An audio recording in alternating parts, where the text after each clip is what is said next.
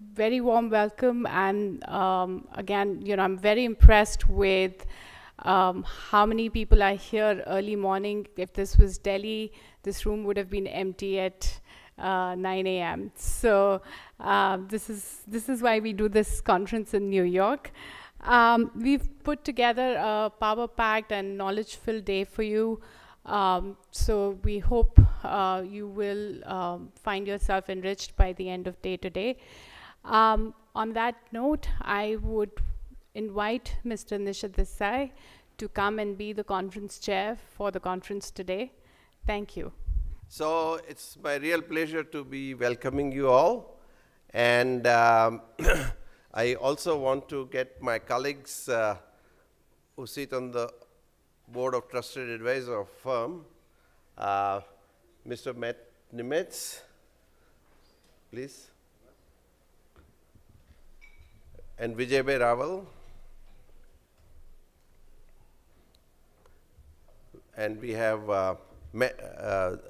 Lee Fredrickson, the third member of our board, and he couldn't make it to this event because of some conflict today. Vijay Raval is the chairman of our board, and so I welcome everybody, as well as on behalf of the board, as well as on my own behalf. It's a real pleasure. This is the 5th edition. Every year we have seen more and more numbers of people participating in this, what we call square table format. And the whole idea is in square table everybody is equal, speakers or otherwise. And at the same time, everybody can get a chance to comment or question or talk about anything they want to do. So the whole idea is to make it a little more interactive. And so you have some microphones in front of you, and you can use that. One small request, I'm sure you will be enjoying this conference, but if you want to really enjoy a little more, please switch off your phones because they compete with your attention, So I would really appreciate that. Just to say a few words about the firm and what we do and how we think. I'll continue to talk about it because I don't want to go too long. But we are described as India-centric global law firm. So we are an Indian law firm. We have a license to practice Indian law from State Bar, California, from New York, of course in other parts of the world like Munich and Singapore. We have 2 offices in Mumbai and one in Delhi, one in Bangalore. So that's how we are spread out. Most of our clients incidentally happen to be in the US, over 50-60%, remaining in Europe and Far East, and of course in India, who generally think global. So we have 2 types of clients who are either global or who aspire to be global. So even the tiniest company startup which think global, we have nurtured many of them, and they have become not only what you call unicorns, but also now we call them dragons. Okay. And we are an intensely research-based law firm. So, and we are, apart from the private equity and some of the traditional work we do, our forte has been into what we call advanced predictive legal practice. And what we mean by that, and the philosophy has been that every new technology, every new business model, every new social, political, or economic development brings along with it a new legal or tax problem. So what we do is to do trend assessment and forecasting going forward 3, 5, 10, 15, 20, 30 years from now, and look at what new things are going to happen. Future may be uncertain, but is not unthinkable as is. So we try to see what is likely to happen and visualize what will be the future legal, tax, strategic, or ethical issues that will be coming up. Because our traditional role is going to be marginalized, and much of it might be even robotized, Usual thing like due diligence or compliances and stuff like that. I think our role is not really needed there, I think. We are overloading the system in that sense. And therefore, it is very important to focus on the new age issues. Today, valuations of the companies are just not driven by revenues or profit, but by social issues. For example, some companies lost $30 billion value in a day. Some lost so much of problems because of the harassment or other issues. So we have to be very mindful of the non-pure, I would say, financial issues if you want to either build a company or retain the value in the company. So like that, we think of those kind of things. And I was talking to you about the advanced predictive practice. So we specialize, for example, blockchain in 2013, cryptocurrency. We specialize at driverless car, but now we are specializing in flying cars, specializing IoT to medical devices and nanotechnology and stuff like that, 3D printing, the kind of intellectual property issues it will bring, the criminal issues that it will bring, and so on and so forth. So somebody has to sit and dream and think, So we try to sit back. Almost 40% of time we spend on research, academics, and thought leadership. I'll be talking a little later about what you call our new research campus that we have built it. But at the moment, I would not go into that. What I would like to do is, number one, to have Mr. Vijay Rawal speak a little bit about it. He's the chairman of the board. And I would also like to introduce some of my colleagues here. And as we go along, I'll keep on talking about the firm because I don't want to go on reading the whole bio and stuff like that. But the whole idea of talking about the firm is not just to market and stuff like that, but so that you know that where we come from and how we think about it. So please don't think that we are blowing our own trumpet. I think we are all equal. And sometimes doctors don't know that patient knows more than he knows. So I think in that spirit, we are talking. So you may be knowing more about law sometime than I. But with those words, Vijay, can I have you here? Thank you. Good morning, everybody. And I join Nishith and Matt in welcoming you to this 5th conference to say of India-centric private equity life cycle. I'm going to describe to you in the next 5 minutes or so, basically, the importance of corporate governance. In the last 10 years that I've been associated with the private equity as a member of the board of directors, private equity has grown significantly, and rightly so, because the return that we have given on the capital is far greater than any other class of assets. But there are many challenges which is facing our industry. We will be talking about it throughout the day, throughout the course of the day. But if we have to meet these challenges, we can't meet with things which we are doing on a day-to-day basis. What we need is strong management. And when we talk about the strong management, I'm now going to talk about what's very dear and near to my heart, corporate governance. We need to have strong corporate governance in our private equity firms.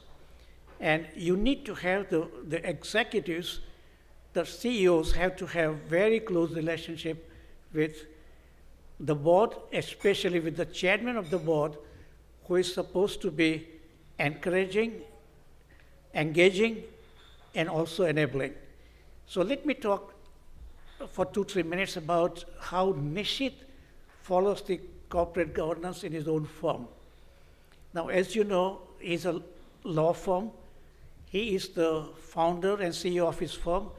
There is no legal requirement to have a law firm or any professional service firm to have an external board. Not to confuse, we don't call it board of directors, we call it board of advisors. And Nishith decided almost 10 years ago that if he has to preach corporate governance to his clients, he better practice corporate governance. So more than 10 years ago, he asked me, when I retired from PwC, if he can have an external board that he can report to, that he can be accountable to. And for the last 10 years, Nishith has a board which comprises of 3 people, myself, Matt, and Lee Fredrickson. We bring complementary expertise. I bring finance, Matt brings law, Lee brings branding and marketing. We bring tremendous years of experience, but more importantly, we also bring a lot of time commitment. And working with Nishith, one thing is very important, basically, that you have to be ready. He can wake you up in the middle of the night and says, the life is lonely at the top, Vijay. Matt, I need to ask you, what can I do with respect to this thing? That's the kind of relationship we need at the corporate governance level at the private equity company. So we meet Nishith and his leaders twice a year for 3 days, but our dialogue continues throughout the year. Most importantly, Nishith believes, and this is what we have to learn in private equity company, in complete transparency. There is nothing secret from the board of directors. We can go and visit his offices. We can go and meet all his leaders.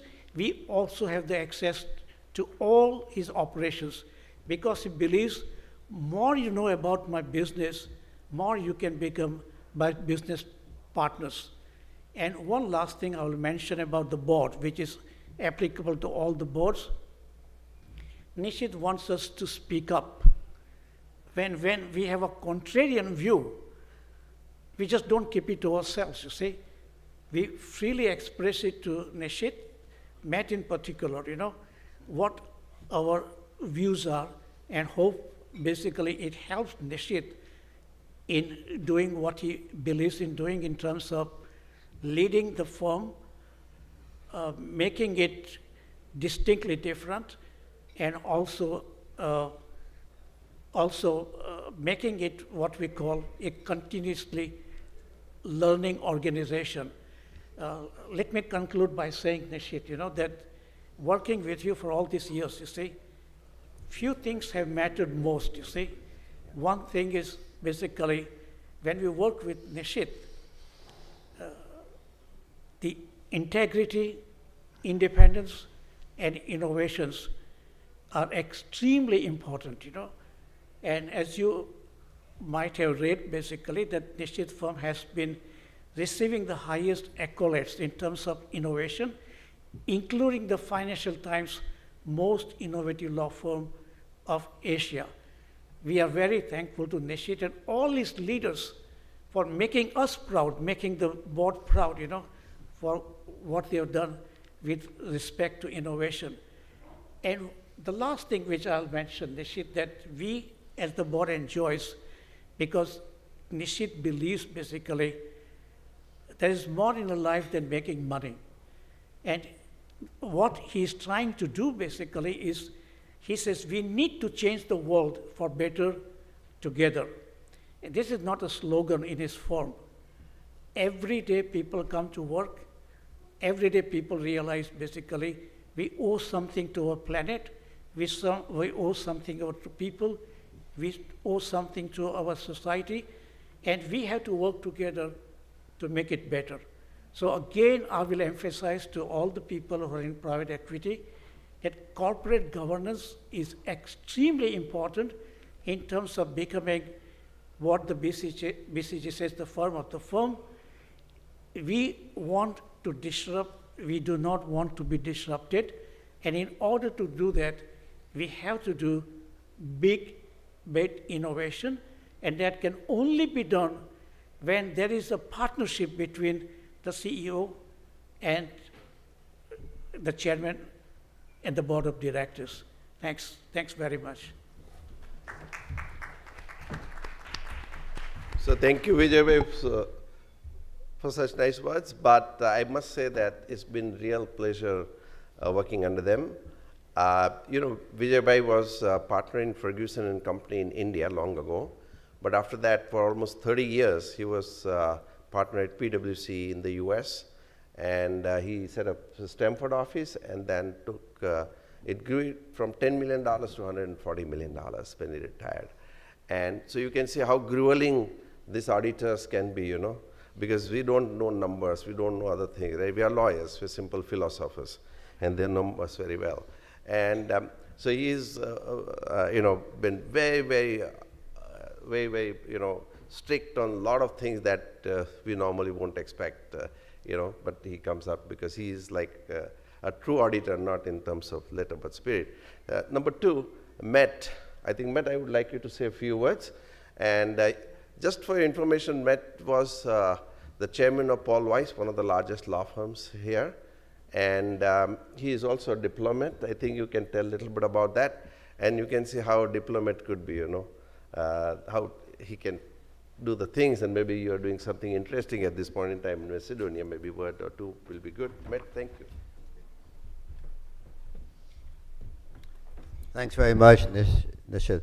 I've had 3 careers. The one Nishith didn't mention was I was Chief Operating Officer of General Atlantic, which is a private equity firm.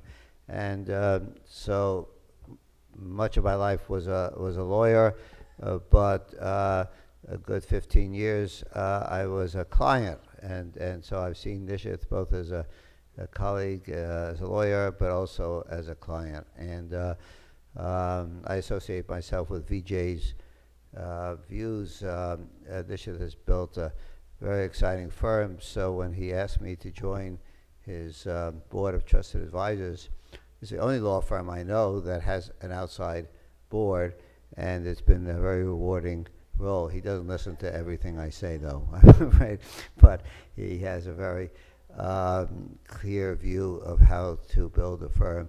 The only aspect I would mention is a client-focused firm. I think that as a client, but also as a lawyer, firms do many things. They do research, they do pro bono work, they do outstanding drafting, they do litigation, negotiation, but everything has to be thinking first about the client.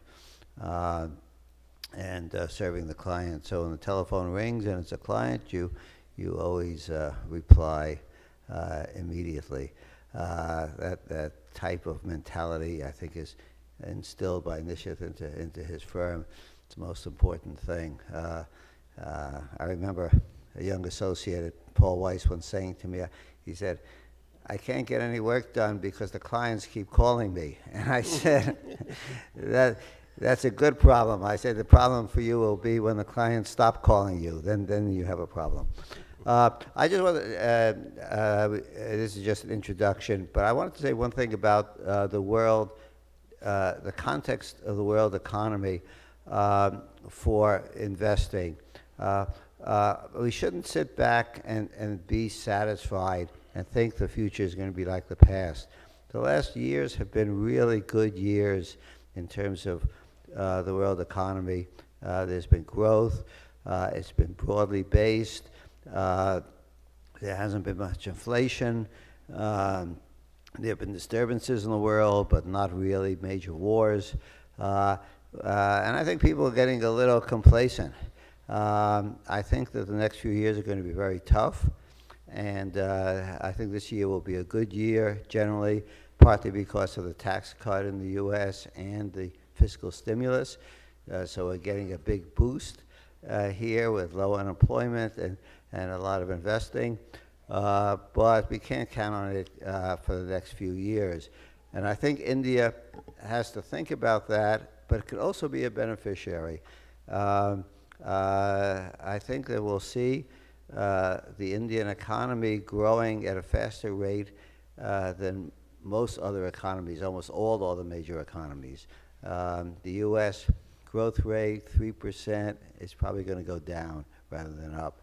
The Chinese growth rate at 6%, 5-6%, will probably go down to 5 to 4 because they have some real issues there, including demography. And the Europeans have gotten out of their funk, but they have a lot of issues, and they're not going to really be able to maintain high growth.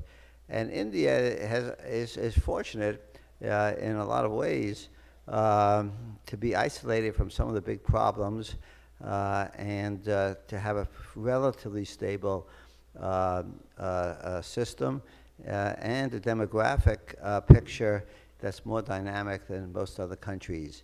And with China having its issues, including with the U.S. India can capitalize on this. So I think the investment picture in India can benefit by what's going to be a rather tough, I think, 3 or 4 years as we hit a recession in 2019, 2020, 2021. I'm not predicting a recession, but I think that anyone who's thinking about the future has to think that there'll be some type of downturn during that period.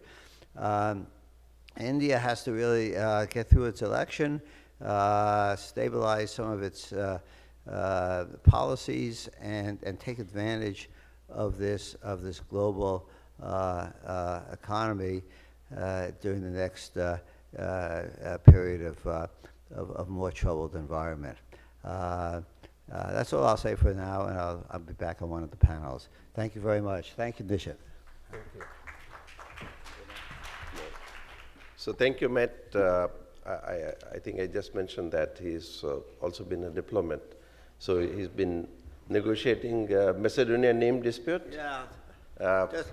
Yeah. It has nothing to do with this conference, but I'm also at the United Nations, the mediator between two countries that have nothing to do with India, Greece and Macedonia. I've been the longest mediator in the history of the United Nations. So that's not a plus, that's a negative, that I haven't gotten anything done. But these diplomatic things go on for many, many years. And I said, if I ever get this done, I'll offer myself a Kashmir. I've done this for 20 years, so I don't think I'll have 20 more years, but, you know, or maybe that'll take 40 years. Thank you. Yeah. Just be on the stage. Okay. Vijay can be on the stage for a moment. At this point, I have some pleasant task to introduce some of my colleagues here. May I request all my colleagues to stand up so I can introduce each one of you, so during the day you can always. So first of all, here is Webunar+RoundTable. He leads a private equity, M&A, and technology practice as well. That's Pratibha Jain. She is my boss in Delhi, and she leads a financial services sector practice and also regulatory.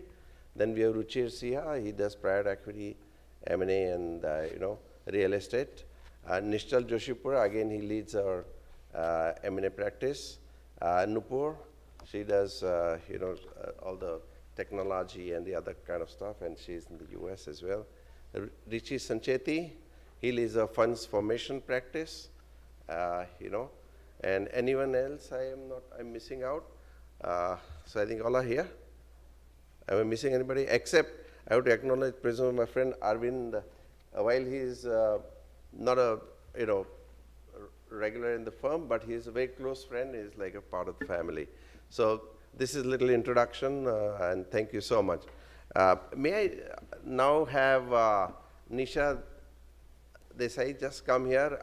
How many of you don't know about Nisha? I think almost everyone. She is now the president of the US-India Business Council at US Chamber of Commerce, and she was she's the former Assistant Secretary of State for South Asian Affairs during the earlier regime here. And maybe you can talk a little more what you've been doing, but she will be talking to us on her biography as a lawyer. I will point out page number 20, paragraph number 3. It's impressive, bio that you will see that. Please don't forget to read that. So, and she'll tell us about US-India relations, geopolitics, geostrategic, and geoeconomic dimensions. So, Nisha, all yours. And Matt, you got diplomatic experience, so maybe we may have you. Well, good morning, everyone, and it's quite a pleasure and privilege to be here and join all of you. I do think that what Nishith has put together in this law firm is quite innovative and exciting, and presents in some ways a model and a template that we draw upon all the time as we think about challenging ourselves. So Nishith, it's just a pleasure to be up here with you. He introduced the discussion today that I or the talk that I want to lead as quite a mouthful of U.S.-India relations, the geopolitics, geostrategy and geoeconomics, and what does that all mean? Why that frame?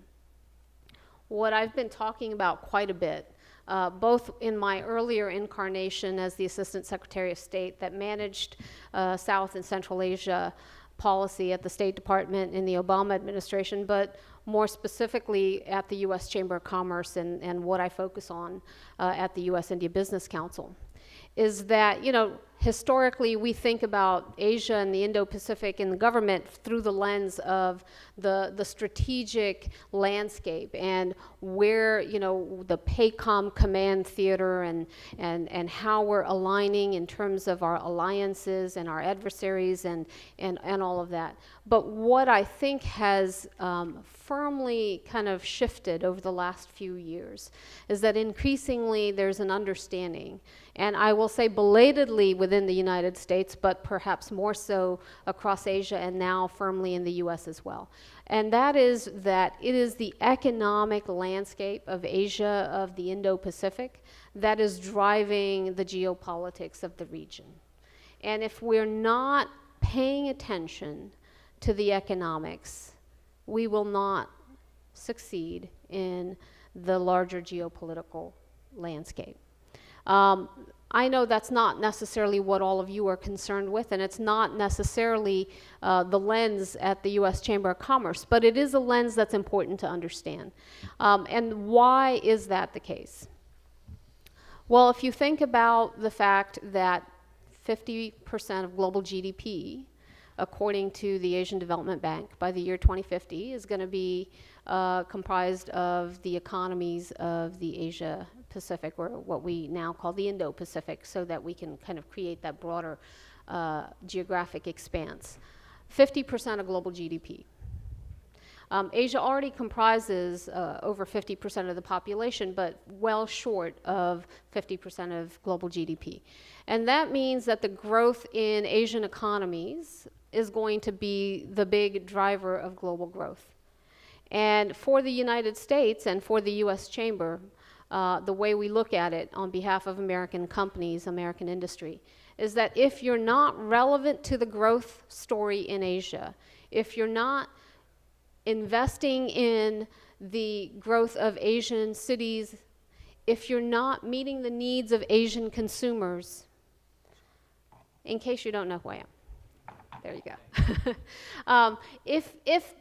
If you're not part of that growth story, then your own relevance in the coming decades is going to be diminished. So it's important for us to get it right, to focus on it, and to be there and be engaged now. We think about what the challenges and what the opportunities are from that frame. The massive infrastructure gap. Asia needs $22 trillion of investment in infrastructure over the coming decade and a half. I know there's a lot of focus in governments about whether infrastructure is being driven by Chinese state capital and what are the geopolitical implications and the strategic implications of that. But frankly, state capital is not going to meet the infrastructure gap in the Indo-Pacific. Private capital is going to drive the infrastructure of the region. And India, which itself faces about a $500 billion infrastructure gap over the coming decade, and how is that going to be met? And that's where your interests align with what the needs of the region are. But beyond infrastructure, virtually every segment or sector that you can identify, there is a massive growth opportunity in India and across Asia. Energy, across every element of energy, whether you're talking about renewable, solar and wind, whether you're talking about oil and gas or coal. In India, you see a top 5 growth market on energy in India, and a massive need to scale up. If you're talking about the aviation sector, fastest growing civil aviation sector, or at least in the top 2, 3 in the world, in India. You're talking about cities, with the government of India identifying that it is seeking to build 100 new smart cities and looking actively to put the planning in place, and the opportunities that that creates across a whole range of systems, whether you're talking about the digital systems, the infrastructure, the transportation, et cetera. Consumer economy. The middle class in India is expected to double in the coming decade. And the opportunity that that represents for export of consumer goods and the whole range of needs that, if you're talking about tourism, if you're talking about, education. So that's why, at the U.S. Chamber of Commerce, the U.S. India Business Council is the largest international council because the opportunity is so massive, and with all of the growth ahead of it. As you start to see some major economies where there's been a very strong and very positive investment climate, but the economies are slowing down, the middle classes are tapering off, and so it's an attractive environment, but it's not the growth environment. I was just in Los Angeles last week, where we hosted with the LA Chamber of Commerce a conference on a seminar on India. What the president of the LA Chamber said was, look, we've been very hyper-focused in Los Angeles towards the opportunity that China represents. But we find ourselves today looking at that environment with some degree of uncertainty. And we find ourselves looking at India and recognizing that we have not done enough due diligence in Los Angeles, neither in our government nor in our businesses, to really understand what the opportunities are and also understand how to navigate that ecosystem. And now we are putting in place with USIBC a series of engagements, conferences, et cetera, that we're doing in Los Angeles to help build a little bit of that ecosystem and understanding on India in Los Angeles. And similarly, when I was at Milken Global and we spoke on a panel. So there's this massive interest, but still a lot of anxiety, uncertainty about how to navigate India and what does India represent, and does India create, is it ready for that massive surge of investment, or is there still too many obstacles? We've seen that the government has taken significant steps, whether you're looking at GST or you're looking at the ways in which government is seeking to create a better enabling environment and move up that ease of doing business ranking. Still a lot more to be done, and some short-term challenges as India heads into elections.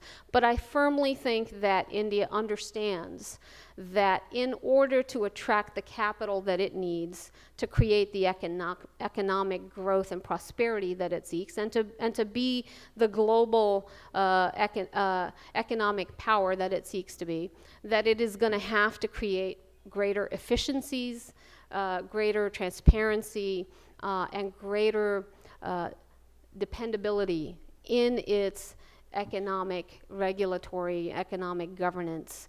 And I think it's sharply moving in that direction. I think demonetization, while I know that there have been many critics about the economic impact of demonetization, I think demonetization was an important step towards trying to bring India much further into the formal economy and the digital economy, and to kind of reduce the emphasis on a cash-based economy. I think India Stack is going to, again, be a really important platform in terms of how you think about the digital economy that India is ushering in and what that means. But the challenge is that as all of this growth looms, how India deals with some of the big issues before it are going to impact not only how we look at and invest in India, but I think it's going to shape the global ecosystem. So take, for example, in the digital economy space. Right now, the issues of data privacy, data security are roiling societies around the world. India, which has, with India Stack, really put a big bet on the digital economy and how India deals with these issues of data privacy, you know, their exploration of issues like data localization. How India deals with this is going to have big implications, not just in India, but across the region and across the globe. You know, is the world going to usher in models on data security and data privacy that mirror kind of the more state-controlled model of China or the heavy regulatory model of Europe? Or is there an opportunity for an innovation economy like India to pioneer its own course? And how do we as industry shape that? How do we as industry engage that discussion and debate in India?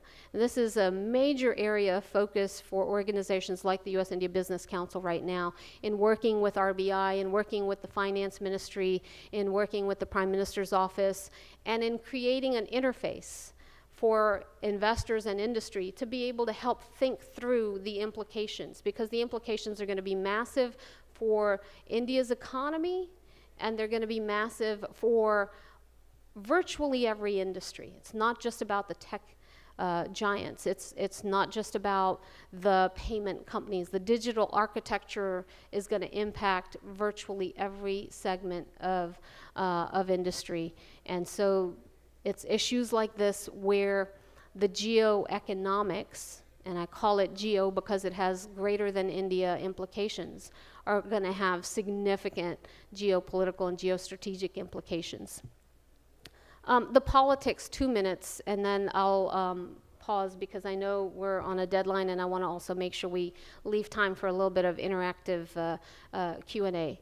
But the politics is something that I think everybody is looking with a very close eye towards, and certainly the raucous results coming out of the Karnataka elections has everyone kind of looking very closely to see where this goes. I firmly think that although democracies, both America and India being prime examples, tend to be raucous and sometimes unpredictable, that there's fairly strong long-term stability here. And I do think that as we head into elections in India, whether it's in the next 6 months or whether it's in the next year, depending on what the general election timetable. I think when you come out of that election period, that you're going to have a government that's going to be extremely focused on the growth agenda, extremely ambitious in trying to put in place the economic reforms that are going to really propel that growth. And what we're trying to do is prepare ourselves for that. I think it's going to be, like I said, some short-term challenges. I don't see a major opportunity to advance big reforms prior to elections, but I do see an opportunity to use that time to really think through what are some of the key areas that might be big opportunities kind of at the beginning of a next 5-year government. And I think that there are fairly strong indications that there will be some continuity and stability in terms of the political outcomes, although of course we're not in an era where you can with any degree of confidence predict the political outcomes. I think we learned that in a very big way in 2016. So I'm very bullish on India, but extremely cognizant of the challenges. The way I look at those challenges is that they are an opportunity for all of us to be able to shape and influence the India that emerges, and in so doing, really shape and influence how we look at emerging markets more broadly and the ecosystem that's going to emerge in those markets. With that, why don't I pause, and I promised you I would be brief and then leave some time for Q&A. Sure, thanks a lot, Nisha. Really wonderful to always hear, During the time you were Assistant Secretary of State, during I think 2013 to 17, I believe you made how many trips? 60, 70 trips to, and your charge was what, from Bangladesh to Kazakhstan? And Yeah, so I probably did have close to 70 trips, and not all of those were in my geographic area of focus, which was the countries of South Asia, Bangladesh, Nepal, Sri Lanka, India, Bhutan, and then all across the countries of Central Asia, the 5 stands. But also, quite interestingly, virtually every major country that wanted a relationship with India was coming to engage with the United States to learn more about how the US-India relationship had been able to rocket and propel so significantly during the Modi administration. And so we did a lot of consultations around the world. so you all can understand with 2 kids and 1 husband, how does she manage that? I think it's a matter of, something interesting. As a president of the US-India Business Council, I think we all talk about situations and the problems and other kind of stuff.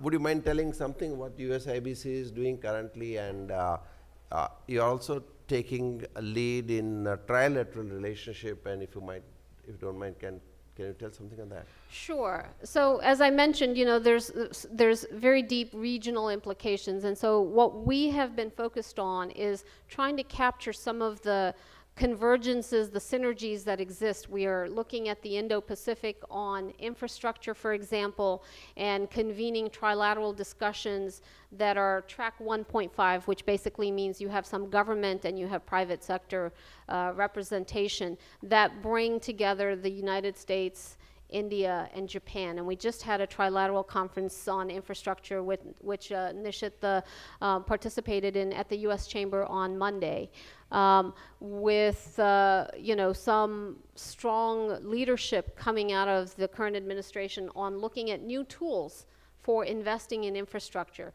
I think all of you might be familiar that Congress is looking to revamp the toolkit on development finance, infrastructure finance, through the BUILD Act, and Ray Washburn, the CEO of OPIC, came and shared with us his thoughts about where the administration is trying to go and how they can try to create some equity windows for government financing of infrastructure and what the opportunities there, but also bringing in the multilateral development banks as well to see what opportunities there are for public-private partnerships on infrastructure finance. On data privacy and cybersecurity, we are engaging in a track 1.5 trilateral dialogue that brings together 3 big innovation economies, which I think can help create the new cyber norms for, like I said, for the region and for the globe.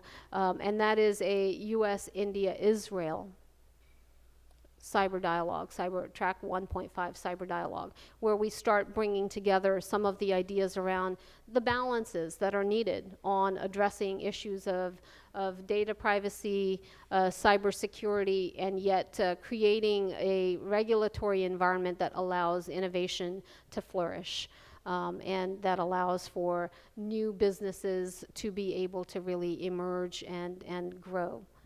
So that's kind of the focus. And then we obviously are doing a lot of work across a whole range of issues on the policy and regulatory.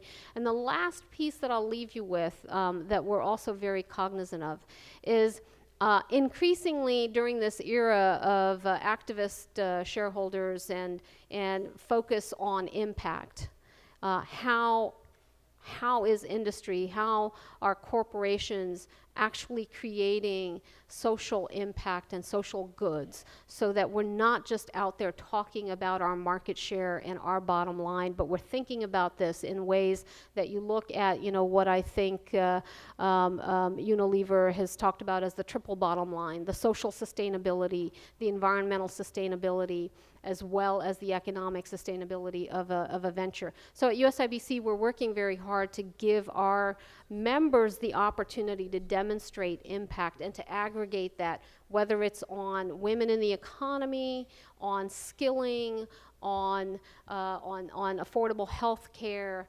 and on sustainability slash clean energy, clean water, to make sure that we're able to get that narrative out there more effectively and create opportunities for companies to show impact in these areas. Because I think if you want to go before government and make your case on why you need something, you need to be able to go before government and make your case on how you are advancing the policy goals and objectives that government on behalf of the population are trying to advance, and to create that relevance. So those are the ways in which I'm taking USIBC.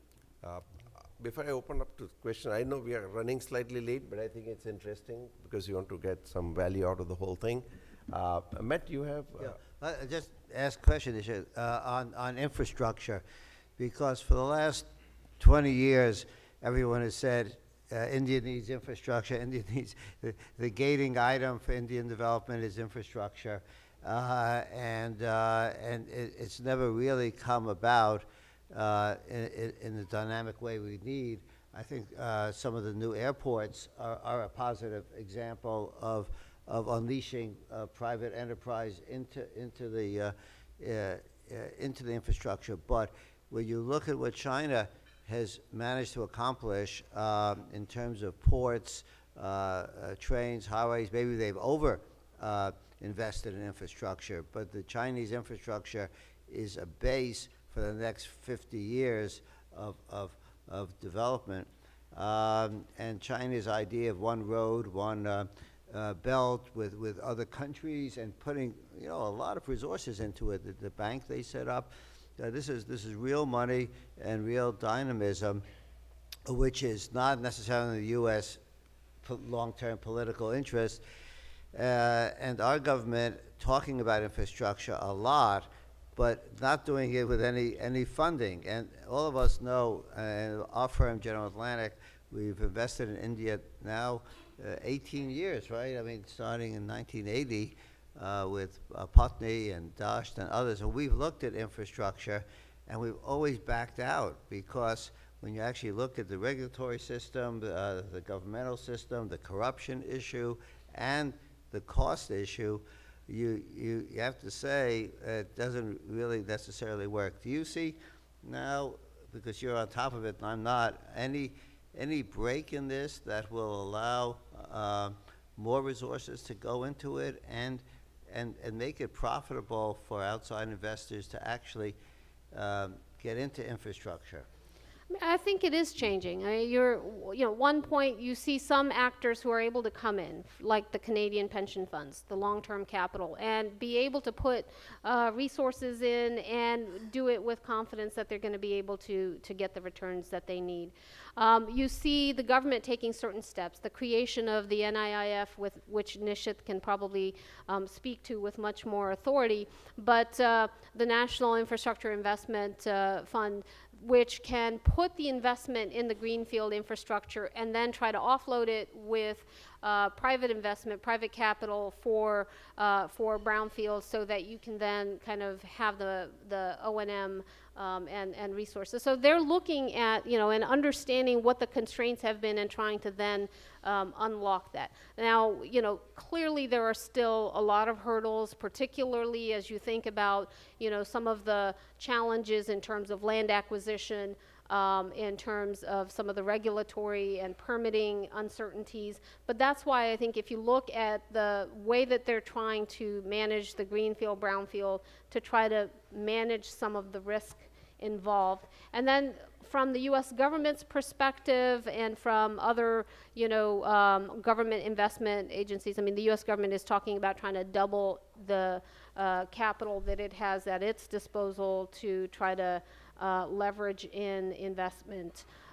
So I think that things are moving, probably not at the rate at which you all would be looking, but I would say that it's an ecosystem that you can help shape from within more strongly than by staying on the outside. Yeah, two quick comments. I think I want people to make some comments. I know we are running out of time, but it would be useful for a few minutes to discuss that. As a matter of information, we just set up India's first private sector sovereign fund. So it was government wanted to put $3 billion, and then I think we said to have private sector participation. So it will be putting 3.1 billion or whatever. So 51% private sector and 49 in the government sector, a National Investment Infrastructure Fund.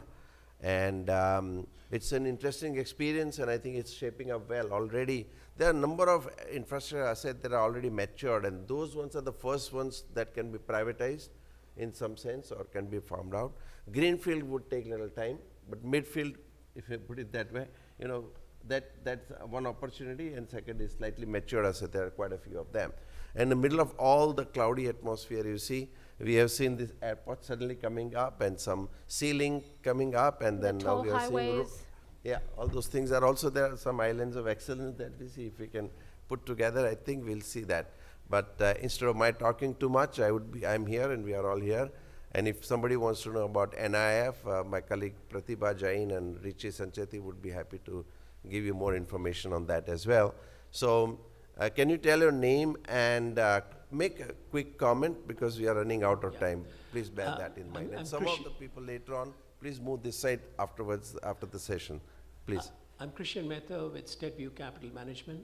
As you know, the geopolitical environment is very unstable. With the US withdrawal from the Iran agreement, there could be secondary sanctions against countries that continue to trade with Iran, including Europe and India. How do you think that might affect the investment climate of Western firms into India, especially if there is a discouragement on the US part to continue those trading relationships that are not in the US interests? Look, I think the Iran, the U.S. decision to pull out of JCPOA is certainly complicating and complex, and everybody's trying to do that analysis of what the implications are going to be. It's very much an unclear and evolving picture. One thing I can say is that both with the U.S. Congress and with the current administration, the desire to manage and mitigate the impact on India and preserve the deep strategic partnership and convergence that is being sought is going to be a key influencer. So I think that as this unfolds, that there will be efforts from within the administration and from the legislative branch to understand and to manage what the implications are. I don't think we have a clarity on that right now. Hi, this is Mukesh. I manage Social Impact Fund in India, investing in education, healthcare, and agriculture, and also represent the Impact Investors Council. So you talked about social impact. So how can Impact Investors Council in India and the fund managers in India work with US-India Business Council to deepen relationship between both countries to have more resources and further support the social innovation that is coming out of India? Mukesh, we have a special session, Impact. Can we take that point? And I think Nisha, and I'm happy to also talk to you offline a little bit. For some time, I'm sure. So, it's not that she's going to run out of any questions. So can we take it later on, so we save some time right now? And if there any other person who wants to make any comment or question quickly, and I will also just say my colleague from USIBC, Nalima Pargaonkar, is here. She runs our financial services vertical at USIBC. She's a former SEC regulator and knows far more in detail and granularity on some of the investment climate issues that you might have questions about on what we're doing and how we're doing it. So let's move to the, I really want to thank you. She's going to be here around, and Matt and others as well, so please feel free to meet And you're going to hear from a real expert, Arpan Sheth, on the private Yes. equity from Bain Capital. He also happens to be my cousin, so it's him a all shout out there. Thank you very much.